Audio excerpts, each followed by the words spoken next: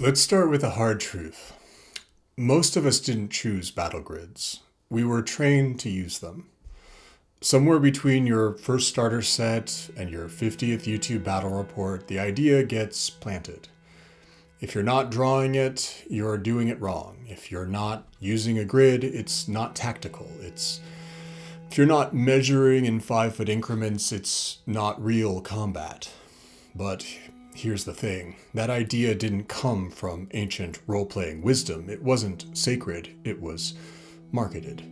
Because battle maps aren't a requirement of the medium. They're a product. They're something you can buy, print, paint, expand. Theater of the mind, well, it doesn't sell products very well. It's just you, your players, and your voices. And the industry knows that. That's why well-paid creators are sent literal walls of minis and terrain, and they publicly gush about how helpful it is. And when you see that, when you see creators you trust praising terrain while they run a fight, it's hard not to believe that that's where the magic is. Nobody's getting paid to promote theater of the mind. That doesn't mean using grids is somehow invalid, but it's overrepresented with paid advertising. And why does it need to be promoted? Why is that? It sends a message. If your game doesn't look like theirs, maybe you're doing it wrong. But that kind of raw narrative approach, it's dangerous.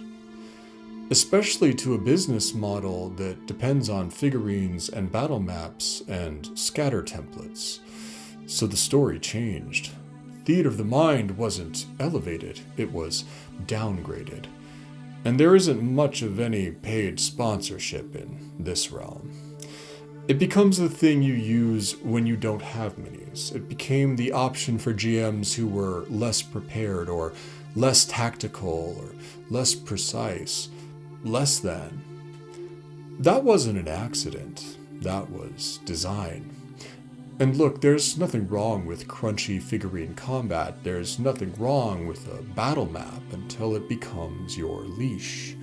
Until you're afraid to run a scene without one. Until your player says, "Where am I?" and your brain freezes because the grid's not there to do your job for you. And that fear, that hesitation, that's the real theft. That's the hidden cost. Because here's the thing nobody told you. Theater of the mind is not the fallback. It's not the compromise. It's the core foundation of this hobby. It's the tool you probably used when you ran your first games. Probably on instinct. You probably didn't start with battle maps. You probably started with words. And you probably still remember moments from those games. But the industry has tried to train that out of you. Why? Because theater of the mind doesn't sell. When your players don't know exactly how far they are from the ogre, they can't optimize. They have to make real choices, dramatic ones. And when you, the GM, aren't locked to a physical map, well, you can pivot. You can escalate. You can break the scene open in ways that can't be bought. You're not running a script, you're running a dream awake. And that's terrifying to any system designed to sell figurines. So now the map is gospel. The terrain is canon. And anyone who deviates, they're doing it wrong.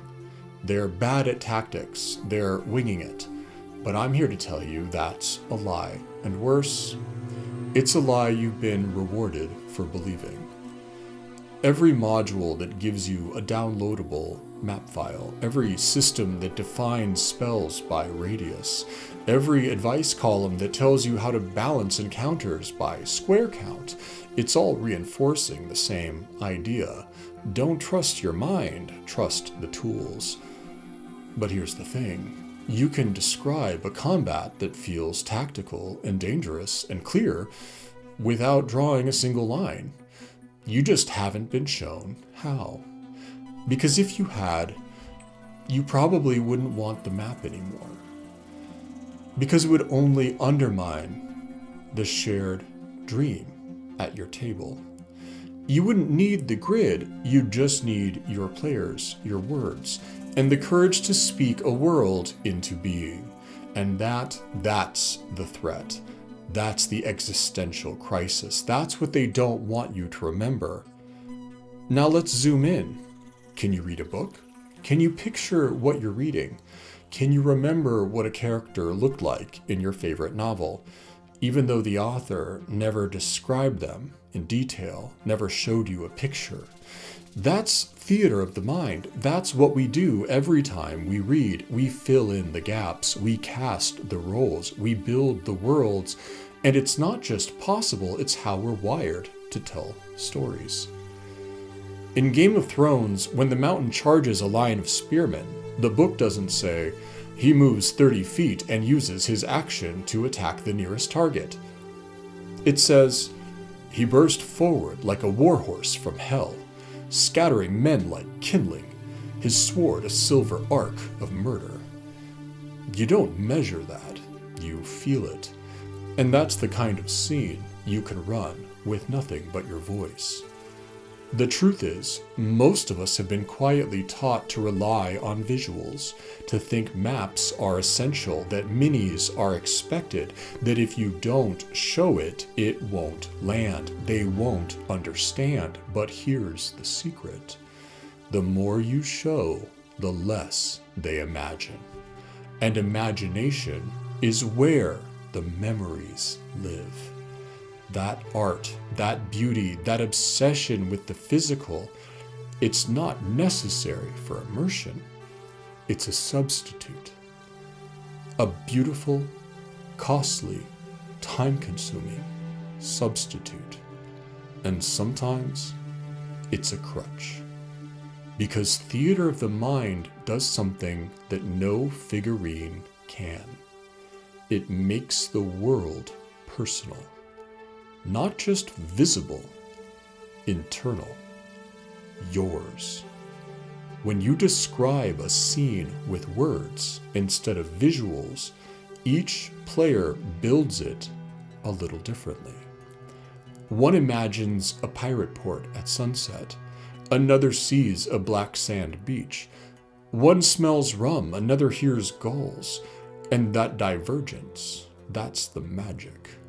Because now it's not just a map, it's memory, it's emotion, it's felt. When people say that session was so cinematic, they don't mean you showed us cool pictures. They mean the story grabbed them. It played behind their eyes, and they believed it. Not because of a miniature, not because of a grid, but because you said, the cathedral's roof is half gone. Moonlight slices through the smoke. Your sword is still humming from the last blow. And across the broken altar, the thing that called your name just dropped to one knee. Its breath is ragged. Its hand is reaching for something.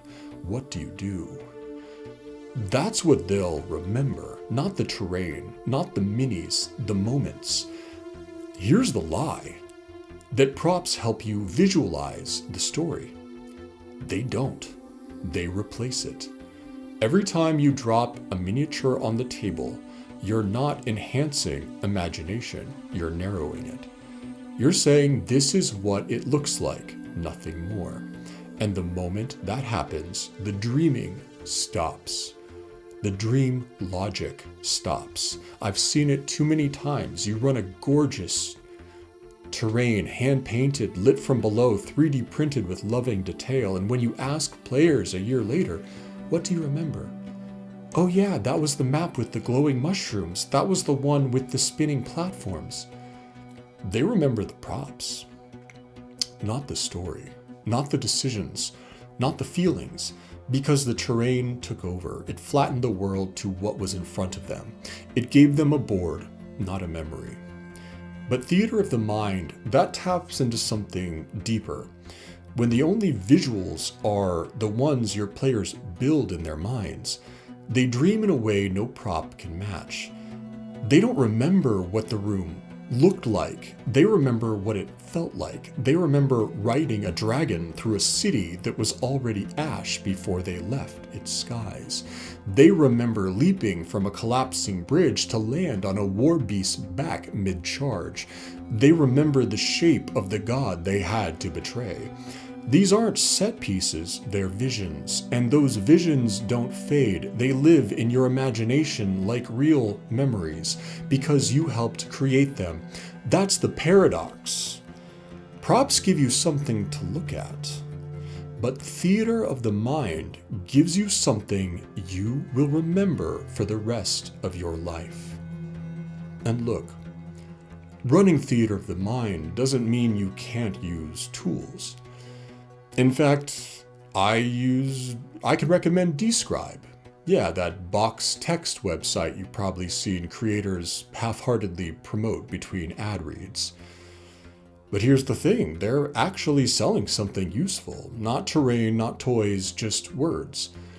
And if your goal is to tell a story, really tell it, then a vivid description is worth more than any miniature on the table.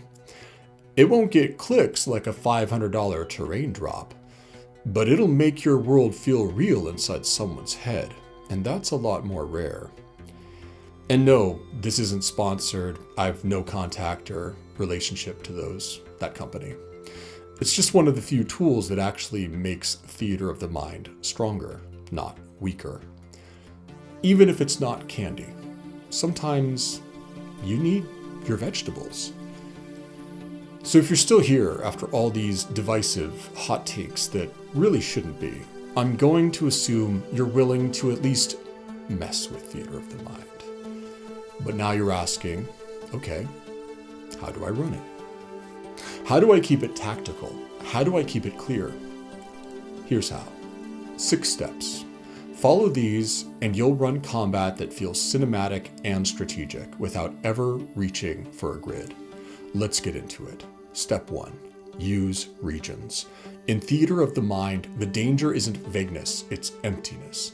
Players get lost when there's nothing to hold on to. No cover, no hazards, no sense of space. And that's why we use regions, not measurements, not blueprints, anchors. Not you're in a big cathedral. Instead, you're in a crumbling cathedral. The floor beneath you groans. A scorched metal grate pulses with heat in the center. The left, a shattered goblin war wagon lies crushed under a fallen scaffold. Twisted metal, hanging cloth, perfect for cover or concealment. To the right, a spiral staircase climbs to a cracked balcony where 2 goblin archers are waiting, poison arrows nocked. On the far side of the room, a goblin priest chants beside a bubbling cauldron, backed by fanatics and flame-lit banners, and behind you the door you came through, and maybe the only way out. Now the players aren't just in a space, they're inside the space. They can see it, feel it, react to it. Now when someone says, "I duck behind the wagon," you know exactly what that means, and you know what direction they went and where they are. When someone says, "I take the stairs and drop an arrow from the balcony," you can see it. They're not talking in squares, they're moving between regions, each one defined not by shape or distance, but by meaning. That war wagon isn't 15 feet away, it's a region to the left covered in debris. The balcony isn't 30 feet up, it's a region above to the right guarded by archers. And the moment you describe it like that, you've created a battlefield, one with cover, elevation, threat, opportunity, all without a single map. That's how you build clarity without sacrificing imagination. That's how you give your players space to move, to plan, and to make bold decisions. That's the power of regions, and it's the foundation of tactical theater of the mind. Step 2. Regions are tactical by design. This isn't just a storytelling trick. Regions are the backbone of tactical play in Enginotica. They don't just help you describe the battlefield, they are the battlefield. Because regions aren't vague, They're mechanical. Here's how it works. Same region, melee distance, anyone in the region. One region away, short range. 2 regions away, long range. Anything beyond that, out of reach unless you've got something special. That's it. No rulers, no 5-foot increments, no time spent counting squares and second-guessing diagonals. Just meaningful proximity. You're never asking how far it is because it's clear. But here's where it gets even better. Every region isn't just a location, it's a tactical choice. Because you don't define regions by shape, you define them by what's in them. The war wagon on the left, cover and concealment. The spiral staircase on the right, elevation and risk. The center grate in the floor, a hazard with something beneath. The altar at the far side, one region away. A choke point guarded by zealots with stealth opportunities. Each region offers something the others don't. Each one asks, do you want to go here? Can you survive going here? Can you use this? That's what makes it more tactical than a grid. Because a grid just tells you where you stand. A region tells you what it costs to stand there and what you get in return. There's no filler. There's no empty spaces. And once your players feel that, they'll start thinking in flanks and planning ambushes, diving into regions for bonuses or the glory. They'll push for high ground because it gives them advantage. They'll bait enemies toward the hazard. And that's the tactical upgrade most systems miss. You're not restricting movement. You're motivating it. That's what regions give you. A battlefield built not from geometry, but from consequence. Step 3. Keep it around 5. This isn't just advice, it's biology. The average human brain can actively track about 4 to 5 visual elements at a time. That's it. So when you throw 7 goblins, 3 traps, 2 summoned beasts, and a pair of glowing altars into the scene, you're not building tension, you're building noise at a certain point. And in theater of the mind, noise is the enemy of strategy. Because the more cluttered the scene becomes, the more your players stop thinking about tactics and start asking, wait, what was over there again? So here's the move. Simplify. Collapse similar enemies into a mob. Mobs are really fun in regions. Focus on a few dynamic choices, not how many you can shove in. Clarity doesn't mean fewer threats, it means every threat feels intentional. Now here's the gold standard for structuring your scene, the 5-point arena. This layout creates tension, offers tactical variety, and won't overwhelm your players. Entry, where the players start. Center, the focal point, a ritual circle, a burning grate, the central feature of the space. The far side, the goal, the exit, the boss, or the ticking clock. The left and right flank, cover, concealment, maybe an obstacle. Elevation, a hazard, or an optional route, something tempting and risky. That's 5 regions, enough to create choices, not enough to collapse memory. Because here's the secret. Your space isn't defined by the shape of the room. It's defined by the cool stuff in the room. The room isn't 30 by 60 feet, it's the war wagon on the left, the spiral stairs on the right, the altar on the far side, the monster under the grate. In the middle of the floor, the players at the door. You can build 5-region battlefield out of anything that lights you up.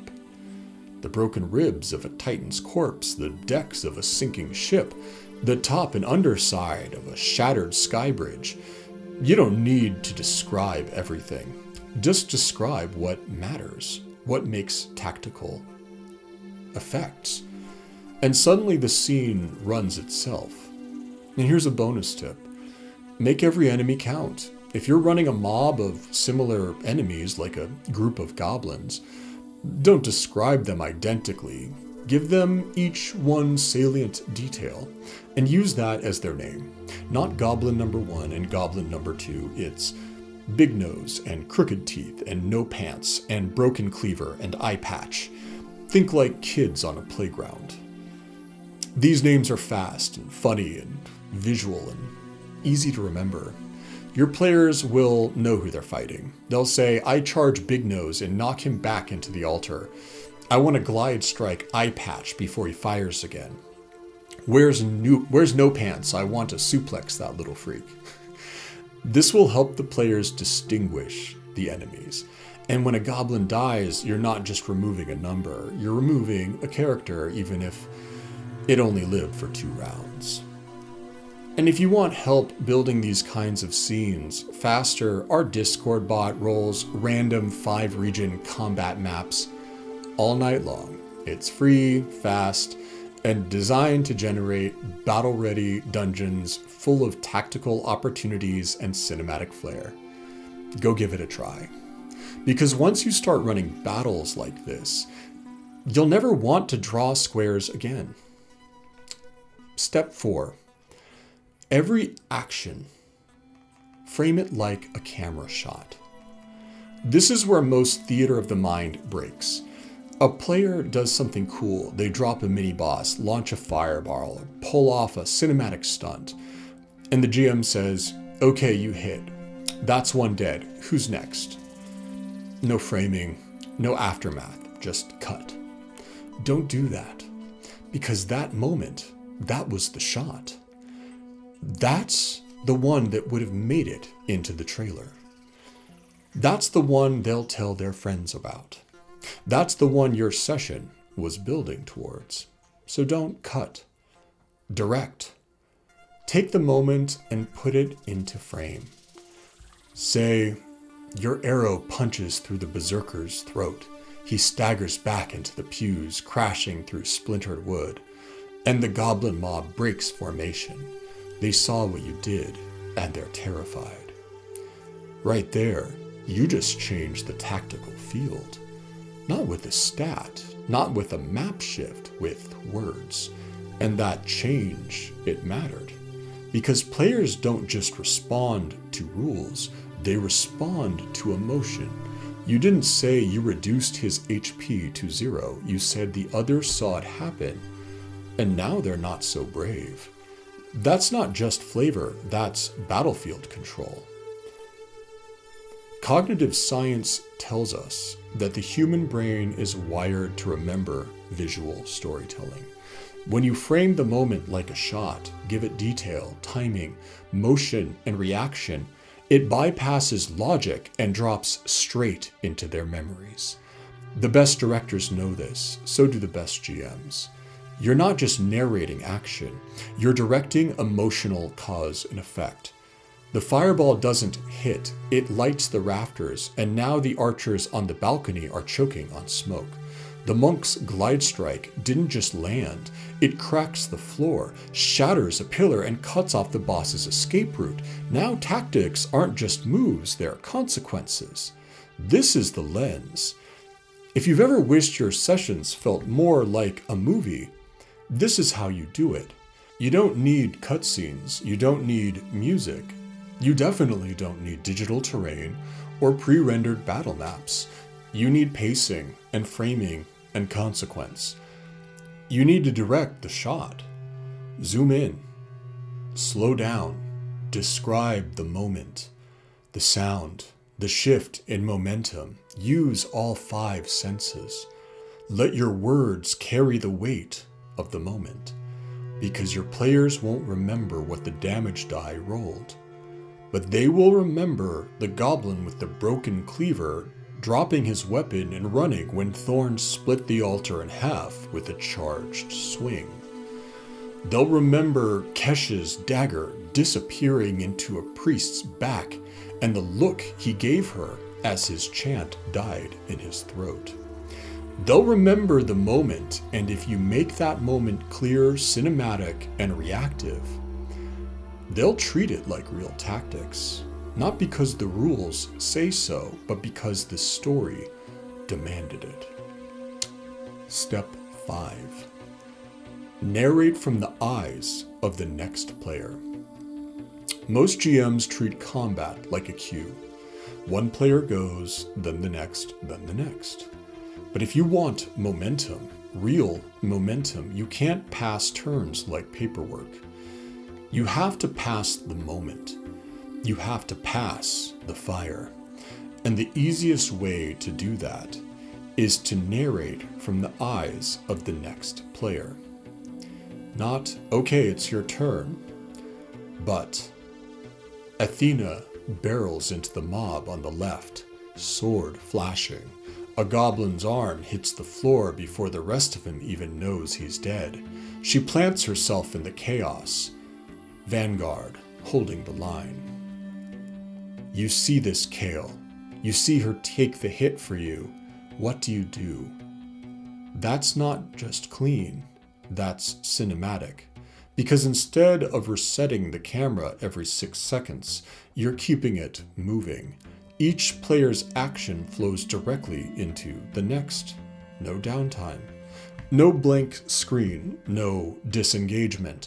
It's not turn order anymore. It's handoff of story, of tension, of tactical perspective. Why this works?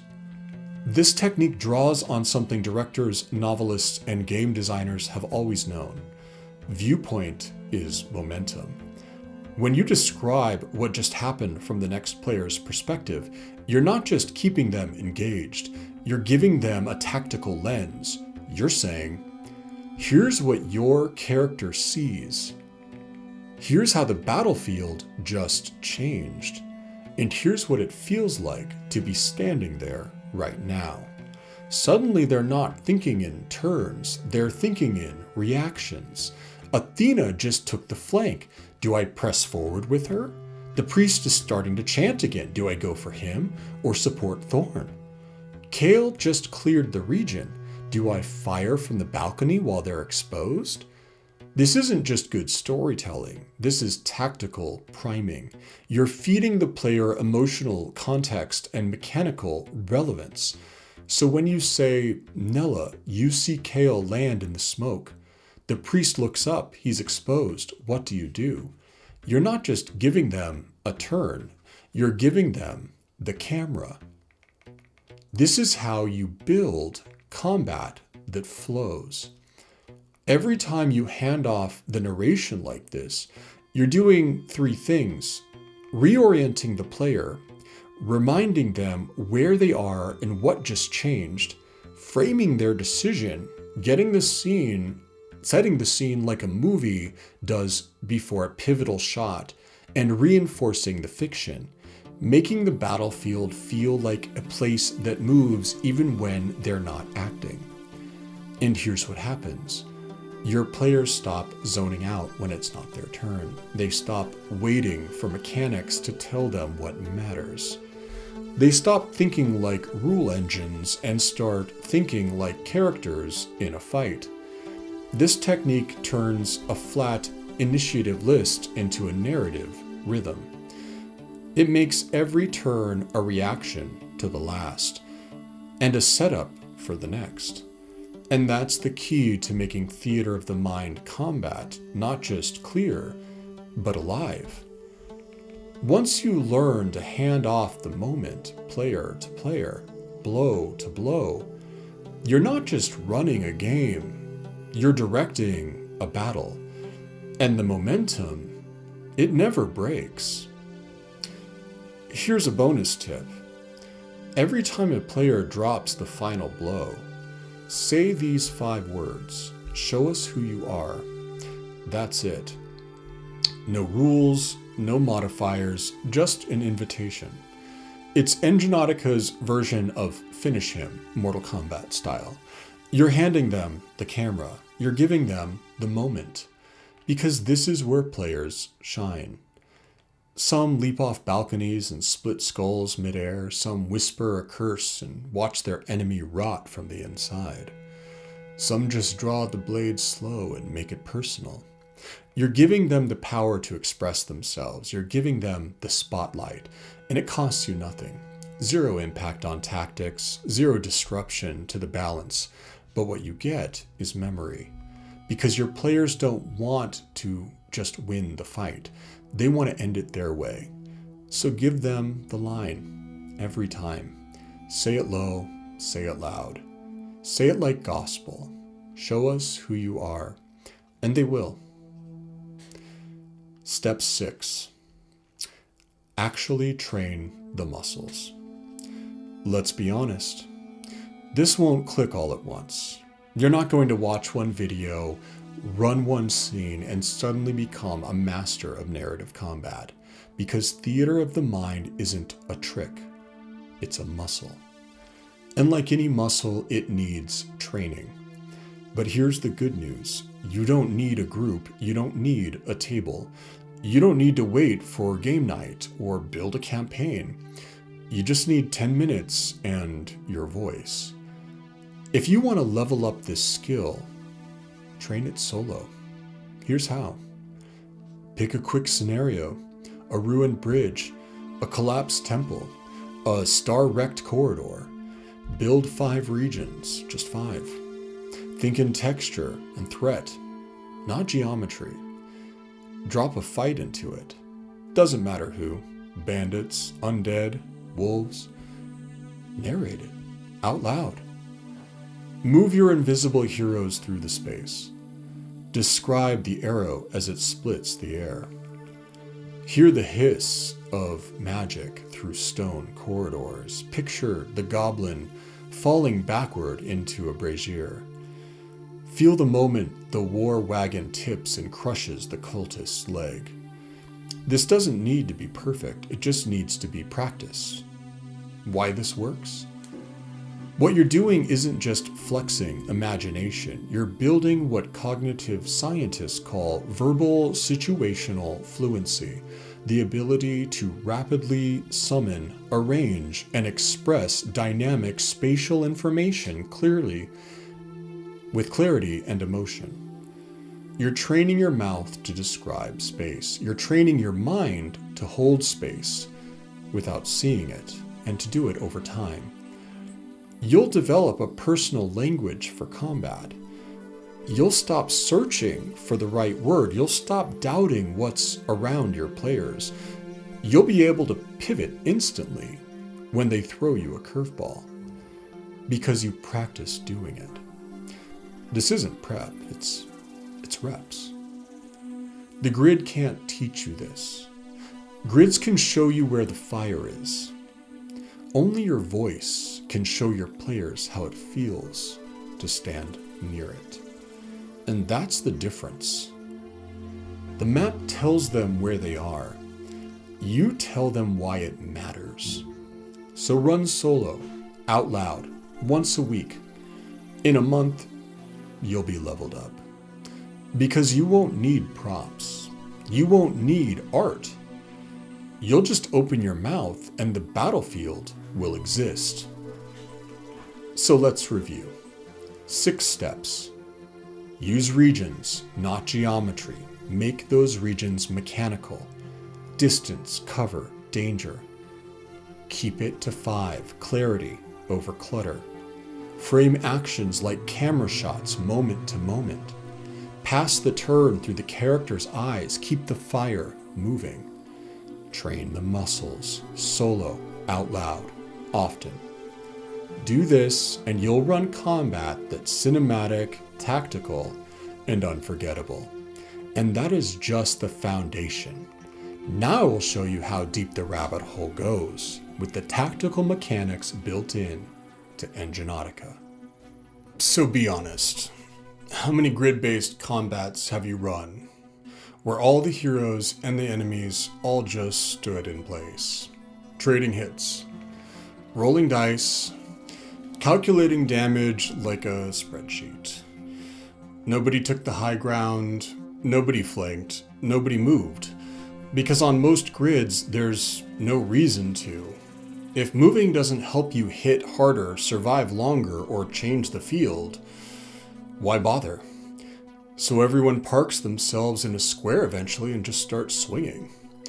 And before long, your big climactic fight feels like a math test. That's the real enemy, because it's not tactical, it's definitely not cinematic, and it's not how fights feel in your favorite stories. That's why Enginotica was built differently. We don't just design rules that allow movement, we design rules that demand movement, that reward it, that create it, because the core idea behind every Enginotica combat mechanic is this: if you're not moving, you're losing. And that lands because any boxer or combat veteran will tell you movement and position are what decide real fights, especially with squad combat. So let's break some of it down. Let's start with our stances. Movement is identity. Every combatant can use an action to shift into a stance, and that choice changes their stats. For instance, a mobile stance. Bonus agility at the cost of attack and defense. You're fast, unpredictable, and built to reposition across regions. Great for glide strikes, climbing, escaping, or flanking. It's the stance that says you don't stand still. Aggressive stance. You get bonus attack at the cost of defense. You want to damage, and you are willing to risk it all to do it. And then our crown jewel, the Vanguard stance. Spend an action to hold a region, protect it. Become the wall. You are able to protect all allies in that region. If there's one Vanguard in the region, enemies all have disadvantage to strike your allies in melee. 2 Vanguards, they can't even target them. 3 Vanguards, ranged attacks get blocked too. Now you're fighting in tactical formations in your heads.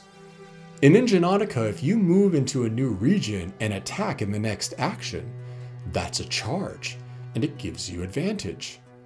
No grid counting, no measuring. You run, you hit harder. It's that simple. And it keeps players moving around the battlefield. Awesome, but it gets better. Ever wanted to see players do flying flips into attacks like crouching tiger, hidden dragon wire fights?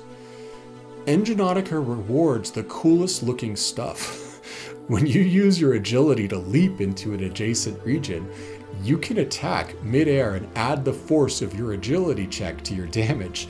Now your players are launching into aerial attacks like all the awesome movies you love. And it's not just cinematic, it's tactical. It has to be both to work. For unarmed fighters, chain strike is fuel. If your unarmed strike lands, you gain an extra action. You can hit again. A punch, an elbow, and a roundhouse floors your opponent in rapid succession. You don't plan your combo, you earn it. And it looks cool as hell in the theater of the mind. Enemies packed together in a region? Use Fusillade to hit them all at once. 1 attack roll plus 1 difficulty for every extra target. Fusillade encourages you to walk into the middle and go loud. Want to be the hero and hit everyone with a flourish? Better have the talent to pull it off. Or if you see your teammate fighting an outsized foe in the neighboring region, rush in and declare that you're flanking, giving you both advantage on attacks by dividing the enemy's attention. And all these tactics work amazing with no minis. Regions can offer stealth features, darkness, smoke, crowds, cover. It's all right there in the descriptions. You can sneak from region to region. And if you can move unseen into a region and reach someone's blind spot, backstab, double damage. What about ranged fighters? Take the stairs, climb the wreckage, perch above the fight. High ground gives your ranged attacks advantage. No calculation, no guesswork. If you're above their head, you shoot better. That's it. It rewards initiative, planning, and yes, movement. And a personal favorite, Dordsing, the Viking death dive.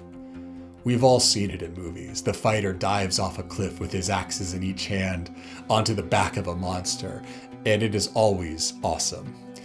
But let's make it tactical. Leap from height, land a melee attack, that's dodging. Hit, double damage. Miss, double damage to you. It's not safe, but it's sometimes the only choice left for the bravest fighters, and it makes for epic moments. And here's the biggest difference. In Enginotica, every region has a reason. A staircase to climb, a balcony that offers advantage on ranged attacks, or a place to dive from a wreckage pile perfect for stealth. Regions aren't just where the fight happens, they're how it happens, which means positioning isn't abstract, it's visual, it's strategic, it's dangerous. And your players, they'll move because the system rewards them when they do. That's the truth. In most games, movement is optional. In Enginotica, it's inevitable. And when every fight is filled with flanking and leaping and charging and backstabbing and momentum, it stops feeling like combat and starts feeling like cinema. Now imagine what happens when the enemies think too. Because in Enginotica, they don't just take turns, they make choices. Every round, the GM rolls a d20 for enemy behavior. They might attack a healer, or rush the strongest, or flank or retreat, or call for reinforcements, or target the last player who cast a spell. Your monsters adapt, they respond, and this makes them less predictable and more challenging for your fighters. They fight like they've read the same rules. So let's step back for a second. Because everything we've just shown you, stances, glide strikes, backstabs, death dives, it's not a checklist. It's not just cool moves. It's how Enginotica makes combat feel tactical and alive. It's how we turned theater of the mind into something more than narration. We turned it into momentum, position, and pressure. Because here, movement isn't extra. It's the engine. Every mechanic in this system does two things. It makes space matter, and it makes movement meaningful. You don't just decide what to do, you decide where to do it and why. Stances, they're not passive bonuses, they change the entire shape of the fight. Mobile stance gets you moving, vaulting, flanking, glide strike through space. Vanguard doesn't just give you defense, it gives your allies a fortress to fight behind. Charge turns running into damage. Glide strike turns jumping into force. Chain strike lets you punch your way through an entire mob. And none of it feels abstract, because it's not happening in a vacuum. It's happening in a place your players can picture. Every region is a choice, not just where they stand, but what you get from standing there. Cover, elevation, stealth, fire, a ledge, a broken statue, a collapsing scaffolding, a moment of danger that begs to be used. And when these mechanics hit the table, they don't slow the game down, they speed it up. Because now every movement does something. The rogue vanishes into a wrecked war wagon. The monk kicks off a wall to land a glide strike. The fighter charges and uses fusillade to clear a region. And the barbarian, he climbs to the balcony and jumps. That's not just flavor, that's tactics. And when you run it like this, when the mechanics live inside of the action, it stops feeling like a tabletop game and it starts feeling like a cinematic battle scene you'd watch or write, and probably never forget. So here's what we're going to do next. One last thing. We're just going to show you a quick fight. Just one scene, a cathedral, 5 regions, 2 rounds, a priest, a chained beast, and 5 heroes trying not to die. But here's what to listen for. Who moves and where they go. When a player gains advantage, how did they earn it? When something shifts, was it a mechanic or a reaction to the story? Watch how each region shapes the choices. Watch how the players use movement to gain power or escape it. Watch how tactics come not from measuring, but from meaning. Okay. The cathedral was a tomb pretending to be a temple.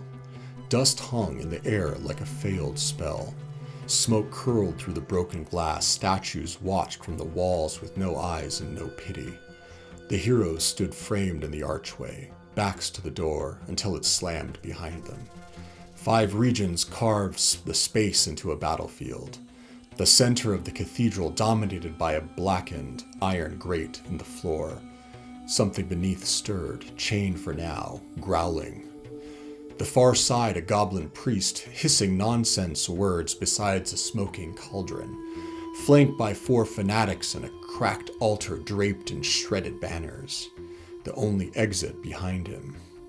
The right flank, here where a spiral staircase rose to a fractured balcony, 2 goblins crouched above, poison-tipped arrows notched, grinning like they'd already won. The left flank cluttered with a shattered war wagon crushed beneath a fallen scaffolding, rusted metal, hanging cloth, shadow and cover, and the entry, an empty space save a single barrel, cover for 1, where the 5 heroes stand, just long enough to decide where to bleed. Then the priest screamed. 10 more goblins charged out from the door behind the altar, an awful lot of trouble. 5 on the left flank, 5 on the right flank. 2 mobs. The archers drew their bows. That's when the killing started. The warrior, Atheryn Thorn, didn't flinch, never had. She moved first, a full-blooded charge into the left flank. She led with her blade. The goblins met it with bare faces. 1 lost an arm, another lost his nerve. Atheryn took the region. She moved into vanguard stance. She became the fortress for her team to hide behind. Nothing passed unless she said so, and she wasn't saying much. Now Cale Rheinvolt was wind, wrapped in linen and knotted scars. He moved before anyone saw it. 1 step, 1 vault, a twist, and a perfect glide strike off the edge of the war wagon. He came down on a goblin with both heels. The sound it made was short and wet. He didn't land, he flowed into chain strike. 3 hits, too fast to name. Punch, elbow, spin kick to the jaw. Another goblin dropped, twitching. Now the barbarian Thorn Crick didn't believe in clean fights. He charged to the right flank mob, a thunderstorm wrapped in muscle. No footwork, just 2 axes and violence. He spun into a fusillade, both blades whirling. A crowd of goblins became a collection of wounds. They howled. He laughed. Then they circled him, 5 against 1. He didn't care. The ranger Nella Quain didn't speak. She moved up the spiral stairs to the right like she was born there, each step deliberate, controlled. At the top she knelt, drew 3 arrows. High ground, she loosed.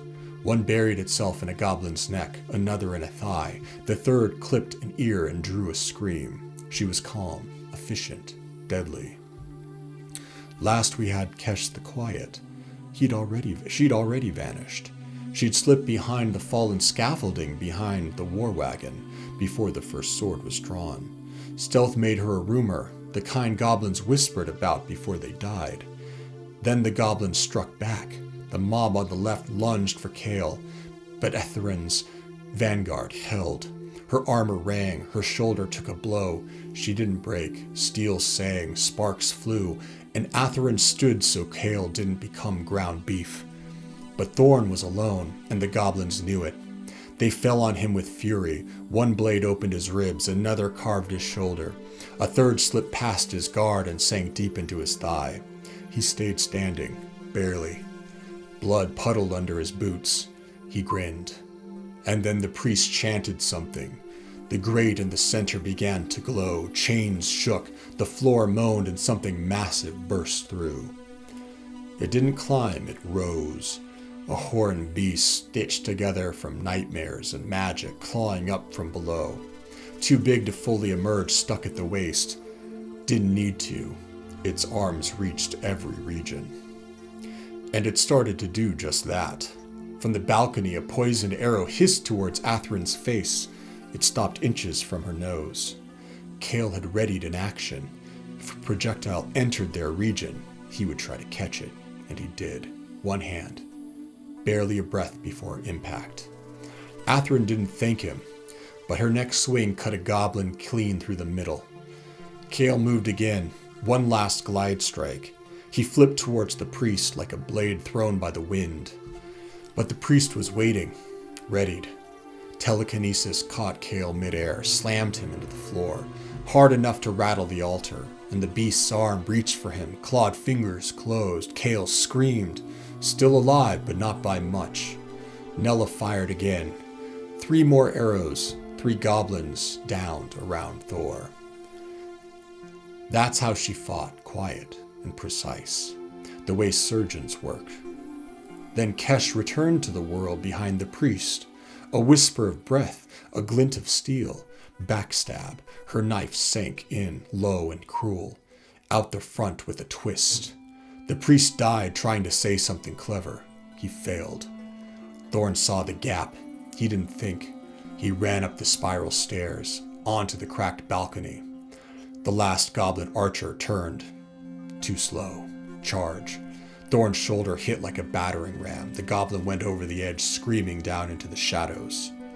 Thorn turned, looked down at the monster, took a breath, and jumped. Dord Singh. Viking death drop. 2 axes. A bloody grin. A falling star wrapped in rage. The blade sank deep. The beast screamed like the earth splitting in half. It collapsed back into the pit. So did Thorn. The room went silent for a moment as the heroes watched and walked slowly towards the hole in the floor that just swallowed their friend. Then he climbed out, bleeding, breathing, smiling. That was one fight. 2 rounds, 1 room, 5 regions, 16 goblins. One very large problem beneath the floor. And Enginotica, it was built for this. And every inch of it mattered. Every movement, every region, every choice. Thorn didn't need a square to stand in.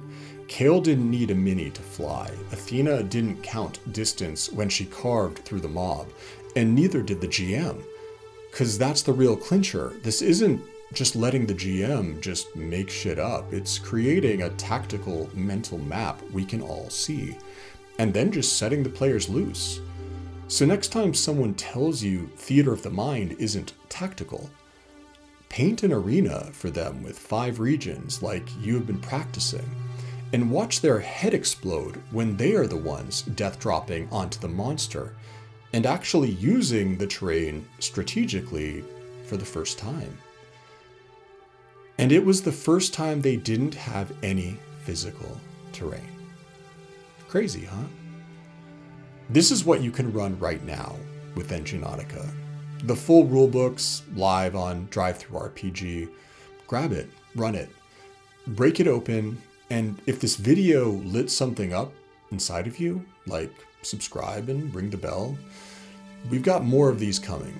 1 every week. We're building something here. And if you want to be part of it, join the Discord. Get in early. Be a founder. Help shape the spiral before the Kickstarter drops. And until next time, see you in the spiral, my friends.